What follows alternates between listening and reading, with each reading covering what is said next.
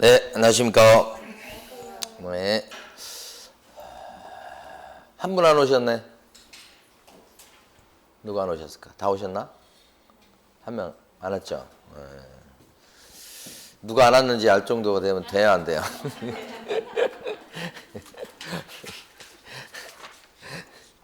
자, 오늘 이제 진도 끝나는 날입니다. 네, 그래서 2편을 오늘 하루에 할 텐데, 이 편이 올해 시험 문제가 9문제가 나왔으니까 되게 많이 나왔죠. 원래 한 5문제 나오다가 얘가 올해 오버를 했어. 오버. 좀 많이 나와도 한 7문제 정도 뭐 낼 수 있는 부분인데 9문제까지 나왔으니까 미쳤죠. 자, 여기 이제 거래 신고 등에 관한 법률이에요. 법이 하나예요. 여기 또 별도의 법이에요. 부동산 거래 신고 등에 관한 법률 이렇게 돼 있어요. 저기 369페이지 왼쪽 페이지 보면 출판사 그렇게 말을 안 들어요. 368페이지를 좀 넣어달라고 해도 369페이지 왼쪽 페이지 거기 위에 제목이 뭐라고 되어 있어요? 부동산 거래 신고 등에 관한 법률로 되어 있잖아요. 네. 그렇게 368페이지라고 쓰면 얼마나 좋아요. 네. 근데 더럽게 말을 안 들어요. 그래서 그런 데가 있어. 그렇게 얘기해도 이건 뭐 몇 년 전부터 얘기해도 안 들어요. 그러니까 뭐 나름대로 뭐 고집이 있겠죠. 자, 여기에 이제 4가지 제도가 나와요. 그거 배우는데 오늘 4가지 제도를 보도록 하겠습니다. 첫 번째 이제 배우는 제도가 어디냐면 부동산 실거래가 신고 제도예요. 이 제도인데 이 제도가 만들어진 게 2005년도 노무현 정권 때 만들어졌고 지금까지 이어오고 있으니까 17년 됐죠. 이게 이제 부동산 등에 대해서 매매 계약을 했을 때, 그러니까 매매만 얘기한다는 게 굉장히 중요합니다. 이 계약서 쓴 날부터 30일 내 실거래가 등을 신고하도록 되어 있습니다. 30일입니다. 요 30일도 좀 몇 번 바뀌었습니다. 근데 지금 이제 최종적으로 30일. 30일이면 되게 촉박합니다.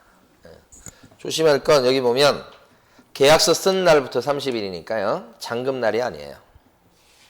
그럼 보통 매매계약이다 그러면 계약서 쓰고 한 달 정도 있어서 잔금을 치르니까 한 달 끝나면 한 달까지 잔금 치르고 다 등기 넘어가고 이렇게 돼요. 보통은. 근데 계약서 쓴 때부터 한 달 내에 신고하라고 하는 건 되게 촉박한 거예요. 이게. 그래서 시험에서는 잔금일로부터 30일 내에 신고합니다. 그러면 틀리다. 이거는. 그 다음에 어디 가서 신고하냐면 요 부동산 있는 곳에 시군구청에 가서 신고해요. 여기 은평구의 중개업소 사장님이 마포구에 있는 아파트를 갖다가 매매하는 걸 중개했어. 그러면 실거래가 신고를 이 은평구에 사무실을 둔 부동산 사장님이 하시는데 어디 가서 신고하는 거냐면 마포구청. 마포구청이 신고관청이에요. 그렇지만 이 사장님의 사무실은 어디에 있냐면 은평구에 있으니까 은평구청장은 등록관청이라고 불러요. 사무실 있는 거. 그러면 부동산 사무실을 운영하시는 사장님일지라도 실거래가 신고는 등록관청에 쫓아가서 하는 게 아니고 어디 가서 하죠? 신고관청. 엄청 중요하죠.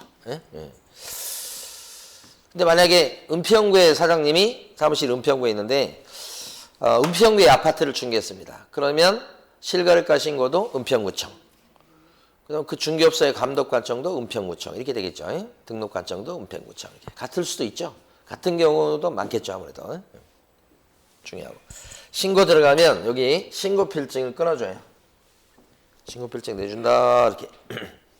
일단 지체 없이 신고필증을 끊어준다. 지체 없이란 말 알아두셔야 돼. 그럼 이 신고필증 갖고 등기를 쳐요. 필증이 안 들어오면 등기 소유자 등기 이전 등기를 안 해줘요. 원래는 매매계약을 체결하면 그 서류 갖고 이제 등기를 치는 거니까 이게 원래 필요 없는 거죠. 이거 없는 건데 나라에서 이제 일부러 하라고 그러는 거예요. 요거 있어야만 등기해준다. 그래서 요새 등기부에 보면 거래 가액 이렇게 해가지고 10억짜리 부동산이라 그러면 요렇게 등기부에 금액이 이렇게 떠 있어요. 요거. 실거래가가 10억이다. 이렇게.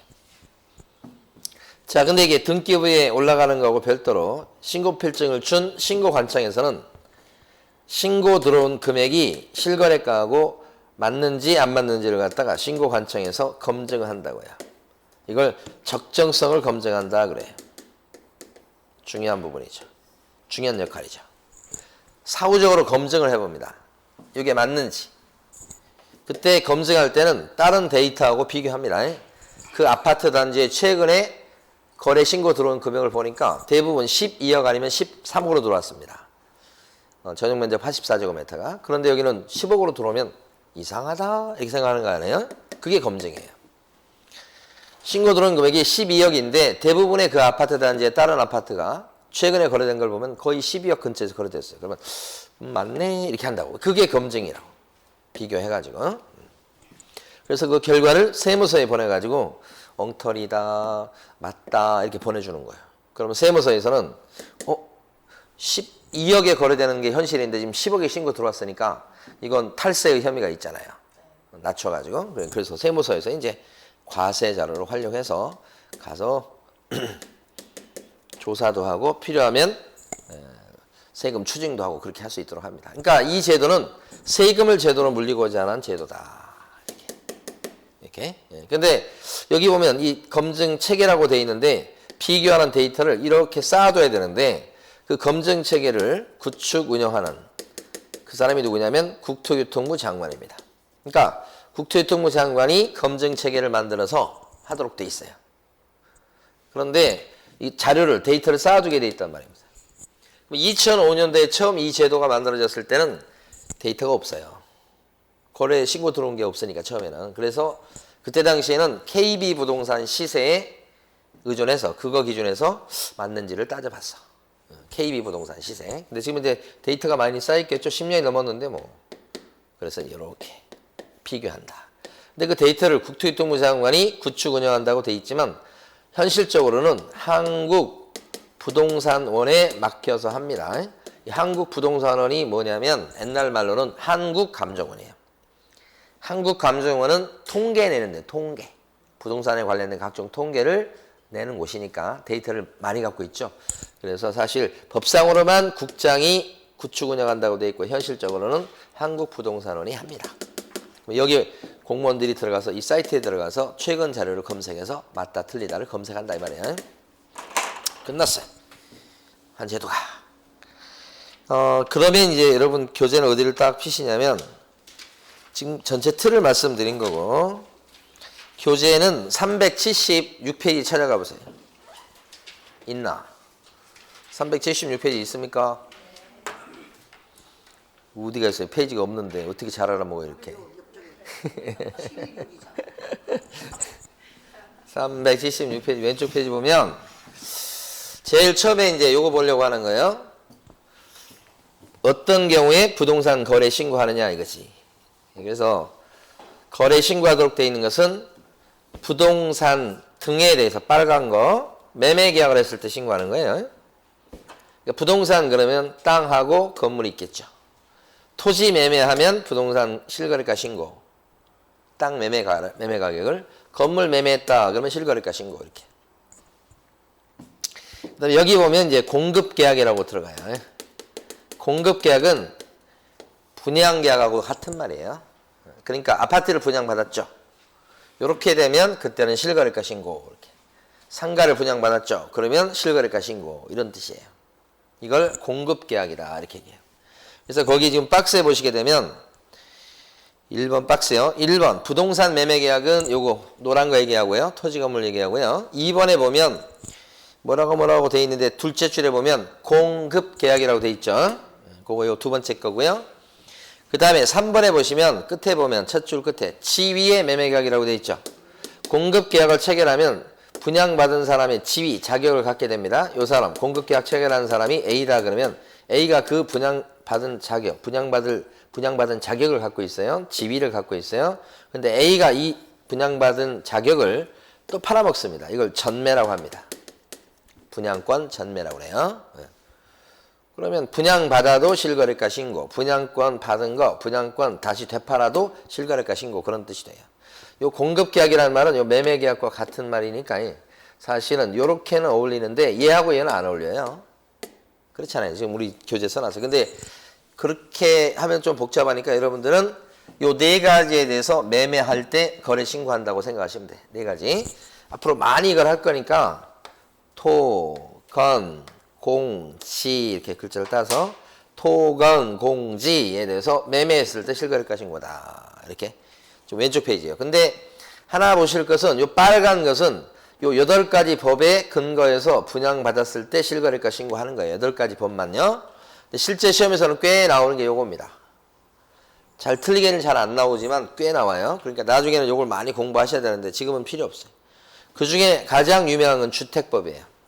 그러니까 예를 들어서 현대건설에서 예를 들어 현대건설에서 택지를 분양받습니다.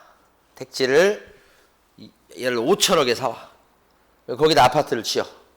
LH한테 사오는 거예요.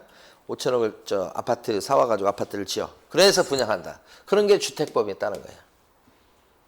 이 가장 대표적이죠. 대표적인 거. 다른 것도 있는데 대표적인 게 이거죠. 그래서 현대 힐스테이트 같은 거 지어서 이제 분양하잖아요. 예? 그러면 이제 사온 걸 5천억에 사왔지만 다 분양시키고 이러면 막 1조 됐다 그러면 5천억 버는 거 아니에요? 근데 이제 공사 비용 같은 게 있으니까 1조 가지고는 성도 안 찰 거야. 한 1조 5천 정도 이렇게 매출이 들어가서 나오면 그 중에 이제 또 비용, 건설 비용 들어가는 거 빼고 나면 한 1조 벌었구나. 뭐 이렇게 하겠지. 예? 예. 아, 진짜 그렇게 돈을 벌어야 되는데. 자, 요 빨간 게 이런 게 있다는 거 나중에 이거 자세히 공부합니다. 이제 하나씩 하나씩. 자, 그 다음에 넘어가시고요. 어디 가시냐면 378페이지 가보셔요. 그러면 넘어가기 전에 바로 넘어갈 게 아니고 제가 현대건설 때문에 지금 충격을 받아갖고 이렇게 됐는데 보세요. 매매계약 이게 중요한 거예요. 제일 중요한 거 빼먹었어요. 지금 매매계약일 때 신고하는 거니까 만약에 상속을 받으면 어때요? 상속. 실거래가 신고 안 하죠? 경매로 낙찰을 받았을 때도 실거래가 신고해요? 안 하지. 안 하고. 그죠? 증여도 맞아. 증여 거래했을 때 가끔 시장에서 증여 거래 있잖아요. 실거래가 신고 안 하지. 그치? 예. 신고무가 없다고요? 이렇게 쭉. 그러니까 매매만 신고무가 있어요. 매매만. 요거 중요합니다. 자, 그 다음에 이제 어디 가시냐면 교재는 저기 378페이지 가시고 요 신고 절차 이렇게 돼 있는데 여기 시험에 잘 나오는 부분입니다. 여기요. 근데 그 중에서도 이제 요 1번이 시험에 잘 나오죠. 1번하고 여기 3번 이게 잘 나와요. 이 실거래가 신고는 요거 매매계약이니까 매도인과 매수인이 신고무가 있는 거예요. 원래 매도인과 매수인. 근데 중간에서 계약서를 써준 중개하는 중개사 사장님이 계시면 중개사 사장님이 실거래가 신고무가 있게 되고 당사자는 없게 돼요. 그러니까 매도인과 매수인이 둘이 했어. 중개사 없이. 그러면 매도인과 매수인이 신고해야 되고 실거래가 신고를 중개사가 계약서 쓴 중개사가 있어 중간에. 그러면 중개사가 실거래가 신고해야 되고 이렇게 된다고. 그럼 매도인과 매수인이 하는 경우가 많겠어요? 중개사가 하는 경우가 많겠어요? 거의 99.9%가 이거지. 이거 잘 없을 거 아니에요. 근데 시험은 나와 또. 그러니까 당사자 매도인과 매수인이 신고할 때는 공동으로 신고하도록 돼 있어. 공동신고가 뭐냐면 아무것도 아니에요. 신고서에 매도인 도장 들어가고 매수인 도장 들어가고 둘 다 도장 들어가는 것을 공동신고라고 그래요. 신고서 양식 좀 이따 보면 그래요. 둘 다 도장 들어간다고 생각하셔야 지금은 도장 들어간다 둘 다. 사인으로 대신할 수도 있어요. 근데 이제 도장 들어간다 생각하시면 되고 그런데 이제 매도인 매수인 중에 한 사람은 자기는 신고 못하겠다 나올 수 있거든요. 불만이 있어갖고 나는 매수인은 못해. 근데 매도인은 하려고 해. 그럼 매도인만 도장을 꽉 찍어서 할 수도 있다는 얘기죠. 매도인 도장 하나 들어가서. 만약에 신고를 매수인 안 한다고 해서 매도인이 도장을 찍어서 신고했는데 그 신고 안 한 거로 봐버리면 이 매도인은 500만 원 이하의 과태료의 제재를 받아요. 그러니까 자기 잘못도 아닌데 저 사람이 거부하는 바람에 과태료를 받으면 억울하잖아요. 그런 일이 있으면 안 되기 때문에 매도인만 도장 찍어서 할 수 있도록 합니다. 한쪽이 안 한다고 하면.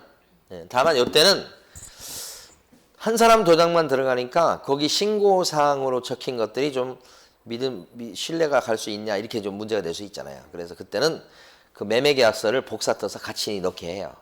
진짜 그렇게 거래했는지를. 거기에는 이제 매수인 도장도 들어가 있겠죠. 계약서니까. 그래서 복사본을 같이 넣어라 이렇게 되는 거지. 그 다음에 이제 어떤 경우가 있냐면 LH공사가 자기가 아파트를 지어서 분양하는 경우도 있다고요. 그럼 LH공사가 분양한 아파트를 여러분이 분양받았다고 해봐. 그럼 그것도 공급계약이야. 그럼 LH공사가 말씀드리면 이제 매도인이고 LH공사하고 거래한 여러분들은 또 매수인이어서 원래 실거래가 신고는 LH공사하고 여러분이 둘 다 도장이 들어가야 되나 한쪽이 LH공사나 이렇게 되면 그거 믿을 수 있잖아요. 거짓말 안 할 거 아니에요. 그러니까 그때는 여러분 신고무가 없고 LH공사만 신고무가 있는 거예요. 그래서 한쪽이 국가나 지방자치단체나 LH공사나 이렇게 된다면 등등등 그러면 국가 등만 신고무가 있다 이 말이고 일방이 한쪽이 도장 안 찍겠다고 하면 다른 일방이 단독 신고할 수 있다 이런 거죠. 이때는 거래 계약서 사본을 낸다 이거지. 근데 이런 경우는 사실은 어떻게 해요? 좀 드문 경우고 대부분은 중개사가 있는 경우죠. 그럼 중개사가 매매계약서를 써줬다 그러면 실거래가 신고를 개업공인중개사가 해야 되고 당사자는 신고무가 없어요. 그럼 신고무 없다는 얘기는 부동산 거래 신고할 때 써먹는 부동산 거래계약 신고서가 있어요. 그 신고서에다가 부동산 사장님만 도장 찍는다. 손님인 매도인과 매수인은 도장을 안 찍어도 된다 이 뜻이죠. 여기가 신고무가 있을 때 신고무가 없다는 거 굉장히 중요하지. 대부분 요거예요. 근데 만약에 부동산 사장님이 2명이면 어떻게 해요? 중간에 낀 사장님이 2명. 그럼 둘 다 공동중개죠? 둘 다 공동중개한 사장님 둘 다 도장 찍어야 되겠죠. 요거 시험에 나온 거란 말이에요. 너무 당연한 얘기지. 그걸 누가 틀려. 자, 교재 봅니다. 378페이지 아래쪽에 보면 신고 의무자 해가지고 기출문제 표시가 몇 개 돼 있죠. 그래서 밑에 가시게 되면 가로 1번에 동그라미 1번 보면 당사자, 외국인 포함입니다. 매매에 관한 거래계약서를 작성했을 때는 당사자가 중개사 없이 즉 둘째 줄에 있는 것처럼 당사자가 직접 거래한 경우에는 당사자가 공동으로 신고해야 된다. 이렇게 공동. 다만 당사자 중 일방이 국가나 지방자치단체나 대통령령으로 정하는 공공기관, 그죠? 대통령령으로 정하는 자에 해당할 때는 자일 때는 어떻게 국가 등이 신고해야 되겠다. 다 밑줄 긋고 있죠 지금? 마지막 두 줄 당사자 중 한쪽이 거부하는 경우에도 다른 일방이 단독 신고할 수가 있다. 이거예요. 근데 오른쪽 가시면 가로 2번 중개사가 중개 거래한 경우입니다. 개업공인중개사가 중개해 준 경우 저 첫째 줄 중개사가 계약서를 작성 교부해 주었을 때는 개업공인중개사가 신고해야 된다. 거기까지. 특히 중요한 것은 넷째 줄 이때 거래 당사자에게는 신고무가 있다 없다? 형광펜? 없다. 그러면 당사자는 도장 안 찍는다는 얘기죠. 그죠? 그래서 요걸 갖다가 이제 서식에서 잠깐 확인하고 올게요. 저 뒤로 넘어가 보시다 보면 300이 아닌가?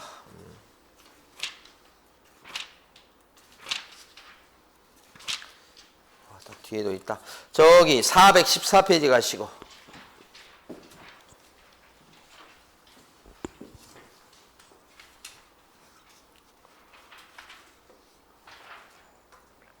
(414페이지) 가시게 되면 부동산 거래계약 신고서라고 되어 있죠. 33회라고 되어 있죠. 이 서식 양식이 잘 나와요. 그래서 이제 1월달 공부할 때는 요 양식을 무조건 보는 거예요. 자세히 볼 텐데 아 지금은 이렇게 생긴 거구나 이렇게 보시고 제일 끝부분에 보면 아래쪽에 매도인 이름 쓰고 도장 찍고 매수인 이름 쓰고 도장 찍고 그런 칸이 있죠. 이게 공동신고예요. 그런데 밑에 보면 개업공인중개사가 있죠. 그 중개사가 계약서를 써준 경우는 위에 매도인과 매수인은 나오지도 않고요. 필요 없고요. 중개사 이름 쓰고 도장 찍고 이런 식으로만 해도 되는 거예요. 근데 공동중개일 때는 중개사가 한 명 더 있겠죠. 네, 그거예요, 그거. 그거 한번 본 거고요. 다시 오십니다, 앞으로. 자, 379페이지로 다시 오셨어요.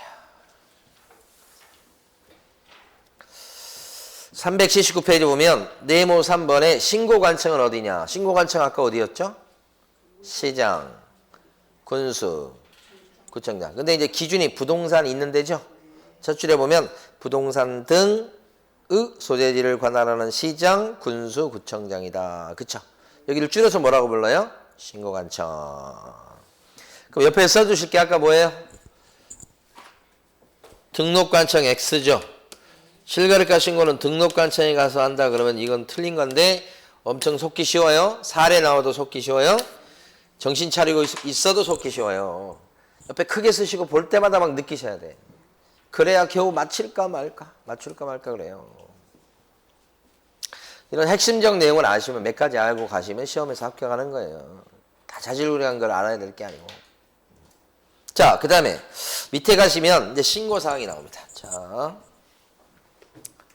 칠판에 보시면 신고사항에 대해서 나중에는 요 암기하는 방법이 있어서 암기까지 하셔야 되는데 지금은 이제 암기할 건 아니니까. 부동산 거래계약 신고서에 신고사항이 뭐가 있느냐? 일단 7가지가 있습니다. 먼저 밑에 박스 보시면 기출문제 표시 보면 기출문제 거의 매년 나와요. 거기에 1번 공통사항에 별표를 하시고 가나다라마바 사 다음 페이지까지 있어요. 가나다라마바 사까지 7가지인데 가번은 이제 한 번씩 보고 넘어가는 거예요. 당사자의 인적사항. 인적사항 그럼 뭐예요? 이름이나 이름 또요. 주소, 주민등록번호 또요. 국적, 전화번호 이런 것들이 될 수 있어요. 안 물어봐요. 안 물어봐. 걱정하지 말고. 아, 인적사항이 이런 거구나. 이렇게. 나번 계약 체결일, 그 다음에 중도금 지급일, 잔금 지급일. 그러니까 계약서 언제, 계약금 언제 들어갔냐, 중도금 언제 들어갔냐, 잔금 언제 들어갔냐 이 신고하는 거예요. 다번하고 라번을 이렇게 묶으셔요. 다라 이렇게 묶으시고 다라 이렇게 돼 있죠. 그 보면 그 다번에서는 셋째 줄을 가셔서 소재지, 치번, 지목, 면적 요거 4가지 암기하시라는 뜻이 아니에요. 읽으시라는 거예요. 읽으시라는 거예요. 아, 신고할 때 이런 것들 신고하는구나. 신고서에 적는다고요. 라번에는 첫 줄로 가시면 부동산의 종류 밑줄, 종류. 상가입니다. 토지입니다. 다세대 주택입니다. 아파트예요. 이렇게 오피스텔이에요. 그게 종류잖아요. 그럼 오피스텔 매매일 때 실거래가 신고해요?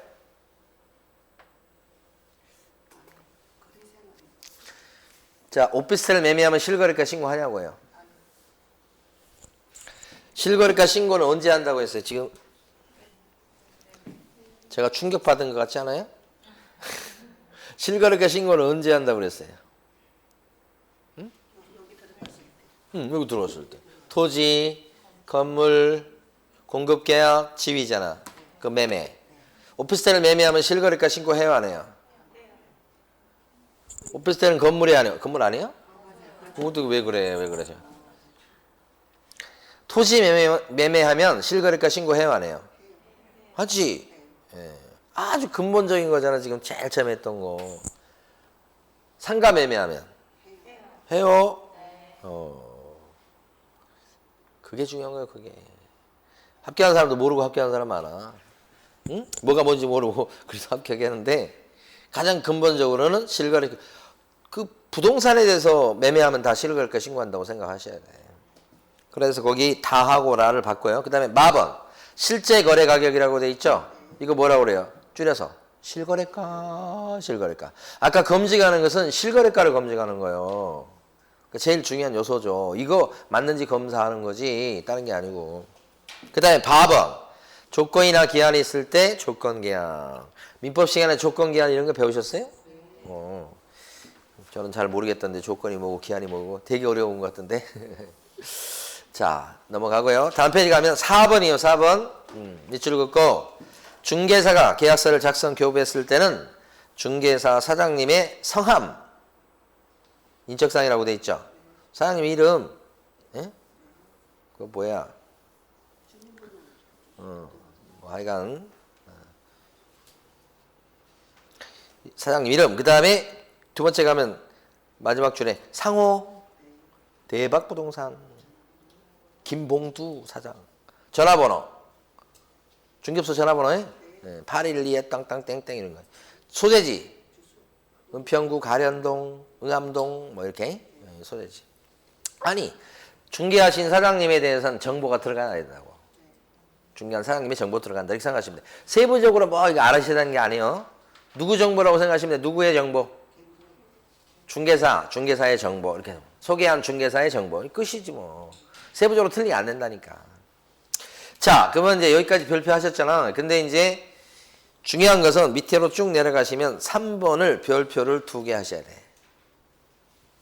3번이 뭐라고 되어 있냐면 법인 외의 자가 실제 거래 가격이 6억 원 이상인 주택을 매수하거나 해서 끊어서 읽으셔야 돼. 매수하거나 이렇게 끊어 읽으시라고. 매수하거나 이렇게.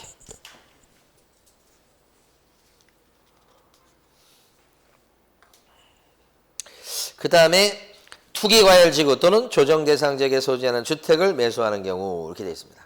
투기과열지구나 조정대상지역은 어딘지 모르셔도 괜찮아요. 그런데 규제받는 지역이다 이렇게.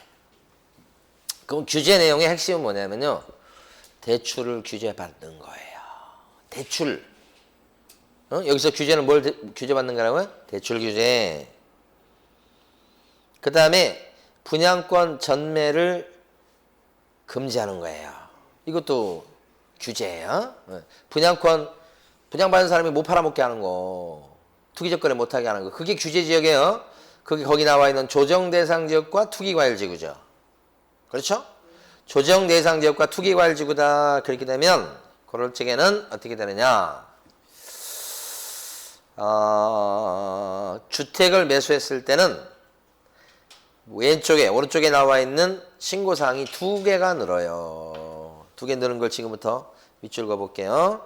가번 보시면 거래 대상 주택의 취득에 필요한 자금의 조달 계획 및 지급 방식까지만 딱 밑줄. 더 밑줄 그으면 안 돼요. 그러니까 줄이면 어디서 돈 나서 산 거야 도대체 너. 이렇게 세부적으로 더 들어가서 신고하도록 하는 건데 세무조사에 준한다고 생각하시면 돼. 야, 너 돈 어디서 나서 사는 거야? 자금 조달 계획, 너 돈 어디서 나와서 사는 거야? 오케이. 한번 보여줘봐. 이런 얘기니까 쫄겠죠? 이거 거래한 사람은 쫄 수밖에 없어요. 쫄으라고 하는 거예요. 너 여차하면 우리 세무조사 들어간다. 뭐 이런 거예요. 아직 조사 들어오진 않았지만 내봐. 자료 내봐. 우리 그 자료 보고 할지 말지 우리 결정할게 이런 거예요. 또 하나가 라번에 보면 거래 대상 주택의 매수자 본인이 입주할지 여부, 입주 예정 시기 등 거래 대상 주택의 이용 계획이다. 너 이거 주택 샀네? 주택 가격이 많이 올라갔으니까 그런 거야 지금. 너 주택 너 지금 세를 놓을 거야? 아니면 너가 들어가 살 거야? 이거 물어보는 거지. 아무래도 자기가 들어가 살 거다 그러면 실수요 목적이라고 판단될 가능성이 높고 세를 놓는다 그러면 어떻게 돼요? 야, 너 지금 투기 목적일 가능성이 있는데 이렇게 본다 이거지. 너 언제 들어가? 당장 들어가? 나중에 들어가? 뭐 이렇게 이런 것들을 이제 신고하라 이거예요. 그래가지고 투기 가능성이 있는가, 탈세 가능성이 있는가 이걸 보겠다는 뜻 아니에요 지금? 예. 이렇게 하면 쫄겠지. 이게 쫄으라고 하는 게 요 2가지 신고사항 추가되는 건데 언제만 그렇게 되냐면 3가지 경우만 그렇게 돼요. 그래서 별표를 하나 더 치세요. 아까 2개 치라고 그러지 않았어요? 하나 더 쳐 별표를. 별표 하나 더 치라니까 무슨 말인지 모르겠어요. 별표를 하나 더 치라고. 이렇게 2개만 돼 있는데 별표를 하나 더 치라고 이게. 별것도 아닌데.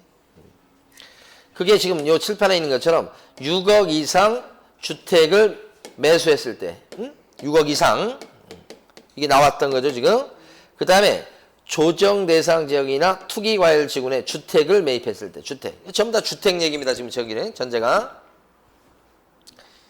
그렇죠. 그 다음에 하나 더 있는 게 법인이 뭔지 알죠? 주택을 매입했을 때입니다. 그래서 요 3가지 경우에는 자금 조달 계획 한마디로 그 다음에 입주 계획 요 두 가지가 신고사항으로 추가됩니다 이 뜻이야. 추가됩니다 이 뜻이지. 자금 조달 계획과 입주 계획 추가됩니다 이 세 가지 경우가 그렇게 돼요. 지금 여기가 요거 없죠 지금. 없잖아요 지금 두 가지만 요거 두 개만 밑줄 긋지. 그죠? 요거 하나 써두셔야 된다고. 세 번째 법인이 주택을 매입한 경우 옆에다가 밑에다 쓰셔도 되고 법인이 제일 밑에 칸에다가 법인이 주택을 매수한 경우 제일 밑에다가 핵심 중에 핵심이 지금 여러분 공부하는 이 부분이 이 부분이 맨날 시험에 나온다고 생각하시면 돼요. 내년에 또 나올 거예요. 자 그러면 제대로 이해했는데 지금부터 테스트 퀴즈.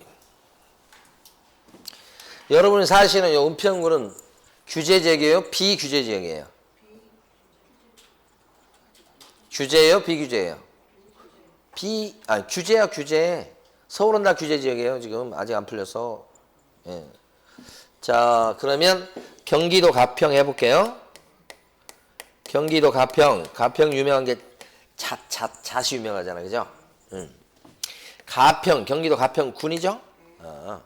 경기도 가평군에서 A라는 사람이 10억짜리 아파트를 매수합니다. 매입을 했어.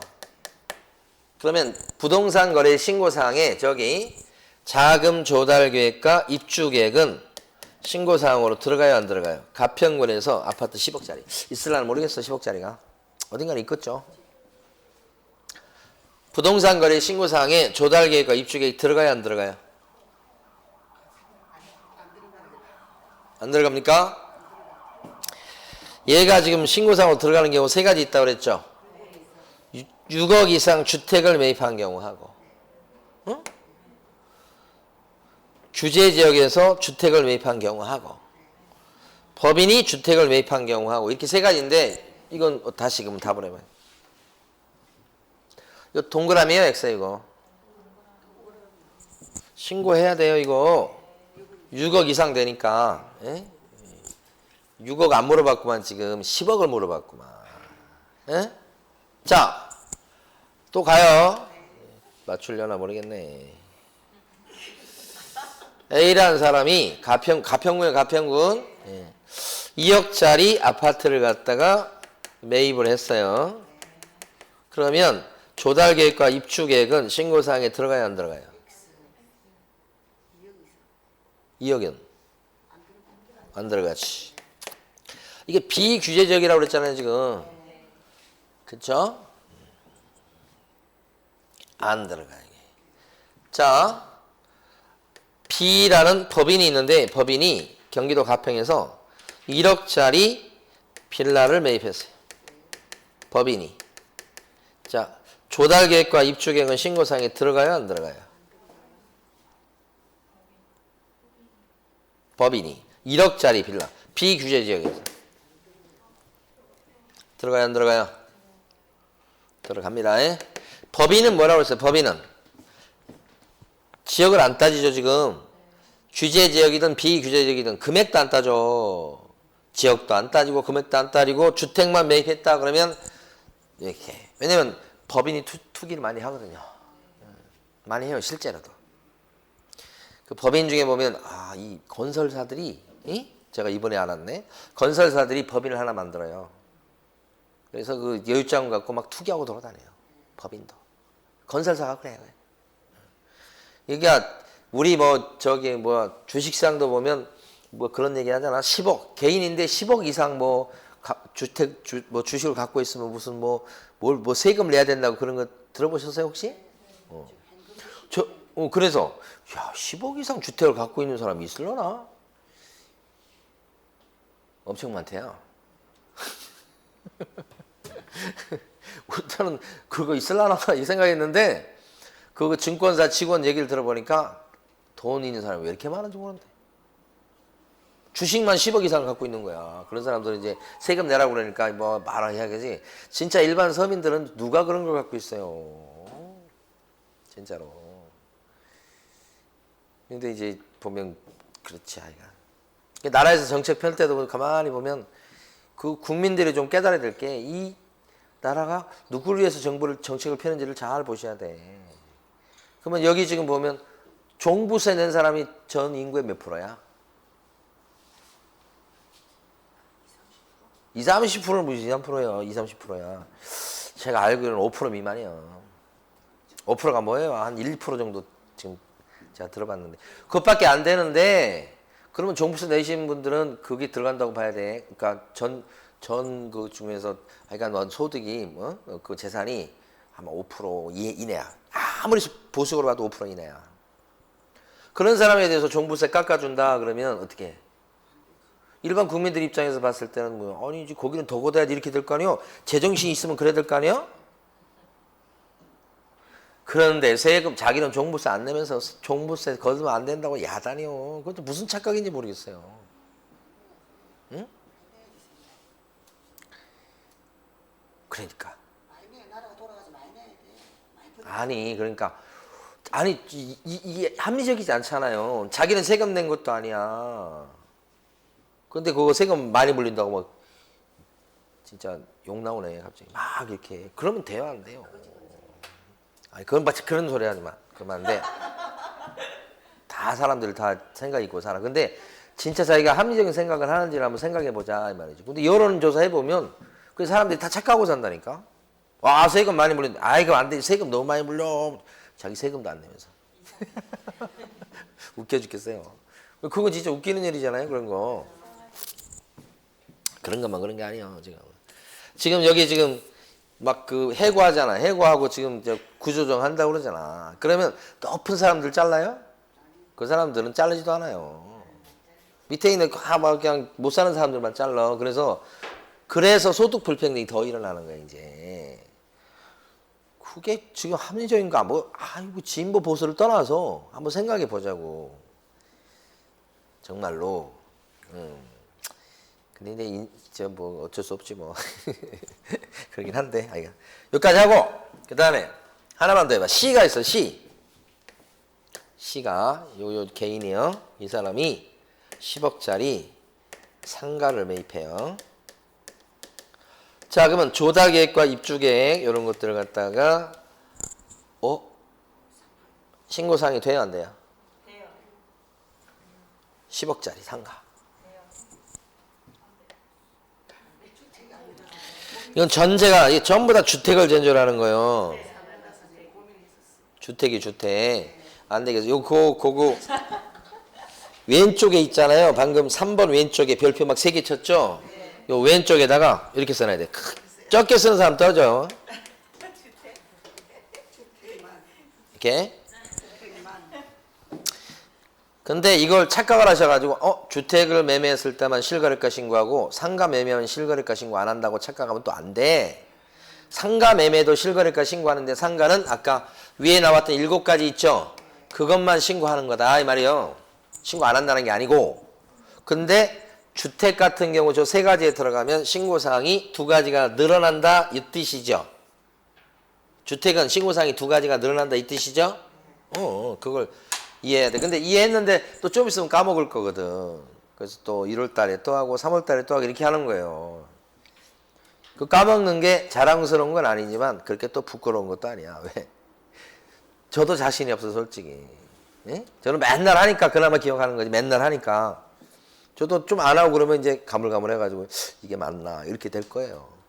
그러니까 시험 볼 때까지 요 몇 개 안 되는 거 계속 반복해서 하셔야 되는 거예요. 응? 됐어요. 지금 이렇게.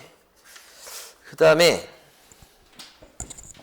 우리가 이제 공부를 할 때 예를 들어서 11월 달, 12월 달에 요 정도 했잖아요. 그럼 1월 달에 여기다가 좀 붙여서 요렇게 좀 늘릴 거라고 이렇게. 예? 이렇게 좀 늘려. 근데 이게 단단히 돼 있어야 돼. 여기가 핵심이야. 근데 좀 늘려. 그럼 이제 이게 1, 2월 달에. 3, 4월 달이 조금 더 늘려. 이 끝이야, 이게. 예. 여러분이 지금 요걸 배우고 있는 거예요. 요거. 그 다음에 1, 2월 달에 조금 늘려요. 어쩔 수 없어. 이걸 지금부터 하게 되면 여러분이 따라가기가 힘들다고. 머리가 무겁다고. 3, 4월 달에 조금. 그러면 이게 된 상태에서 조금 붙이는 건 쉽다고. 그럼 1, 2월 달에는 이걸 안 하느냐. 이거 또 똑같이 해. 그래놓고 조금 늘린다니까. 이렇게 그림을 그려줘야 여러분들이 좀 안심을 하지. 여러분이 얼만큼 위대한 일을 하고 있는지를 잘 모르니까 그런 거지. 이만큼 위대한 일을 하고 있는 거예요. 자, 넘어가셔서 385페이지 가보시게 되면 신고 방법이요. 신고 방법이 두 가지가 있는데 385페이지 네모 5번에 가로 1번 방문 신고의 밑줄. 거기서 또 밑줄 들어갈게. 동그라미 니은번 당사자 중 일방이 신고를 거부하는 경우에 이렇게 돼 있죠. 니은번 단독 신고에 다른 일방이 단독 신고할 수 있다. 동그라미 니은번 첫째 줄하고 둘째 줄 앞부분까지 밑줄인데 박스에서 형광펜. 이때는 계약서 4번을 더 갖다 내야 되죠. 그거 형광펜입니다. 자, 다음 페이지. 동그라미 2번. 네, 동그라미 디귿번. 요 방문해서 낼 때 중개사가 걸어가서 신고서를 내야 되는데 동그라미 2번에 디귿번 보시면 제출 대행에서 심부름 할 수 있는 경우가 있어요. 심부름. 예, 그래서 거래 신고해야 되는 개업 공인인사에 위임을 받은 소속 공인인사는 거래계약 신고서에 제출을 대행할 수 있다. 이 경우에 소속 공인인사는 신분증명서를 신고관청에 보여줘야 된다. 세 줄 밑줄 긋고 별표 치시고. 핵심은 둘째 줄에 있는 소공 형광펜이야. 그러니까 중개사가 신고를 해야 될 경우에 중개사가 걸어가서 해야 될 건데 중개사 대신 날씨 추우니까 누구한테? 직원인 소공한테 가서 야 너가 내고 와라 할 수 있다는 얘기죠. 너 소공 너가 좀 심부름 좀 해 이러는 거예요. 그런데 직원이지만 밑에 동그라미 리을번 보조원은요. 심부름 시킬 수 있다 없다? 없다. 보조원은 심부름도 못 시킨다. 이거 보조원한테 좋은 거예요? 안 좋은 거예요? 추운 날씨에는 안 나가도 되는데. 이건 사람 취급을 안 하는 거예요. 보조원한테 심부름 시키면 안 돼. 걔는 심부름도 못 해. 이런 뜻이요. 신고서 그 종이 쪽지도 못 갖다 주는 존재야. 이런 뜻이야. 기분 나빠해야 돼. 막 중개보조원들. 법에는 그렇게 돼 있다고. 자, 가로 2번. 전자문서에 한 신고. 밑줄. 자, 신고할 때 방문 신고하는 게 많겠어요? 전자문서로 하는 게 많겠어요? 전자문서가 컴퓨터 앞에 앉아서 인터넷 신고. 그렇죠? 대부분 전자문서예요. 방문 신고 안 하고 컴퓨터 앞에 앉아서 이렇게 해. 그걸 뭐라고 그래요? 전자신고. 전자문서. 자, 그 다음에 오른쪽 가십니다.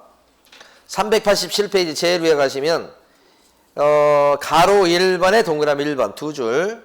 거래 신고를 받은 신고관청은 신고 내용을 확인한 뒤에 신고한 사람한테 신고 필증을 어떻게 발급해 주어라? 지체 없이 형광펜. 지체 없이는 이제 바로 그거하고 좀 틀려요. 지체 없이는 꾸물거리지 말고 줘라.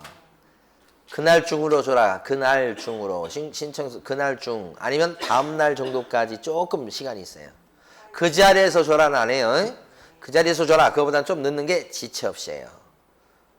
그래서 지체 없이 요거 여기 형광펜 딱 칠해 놓으시고 맨날 그거 할 거예요. 자, 그 다음에 389페이지 가시면 네모 9번이 있어요. 네모 9번 아래쪽에 네모 9번 가로 1번이 있어요. 부동산 거래 가격 검증 체계 구축 운영이다 나왔죠.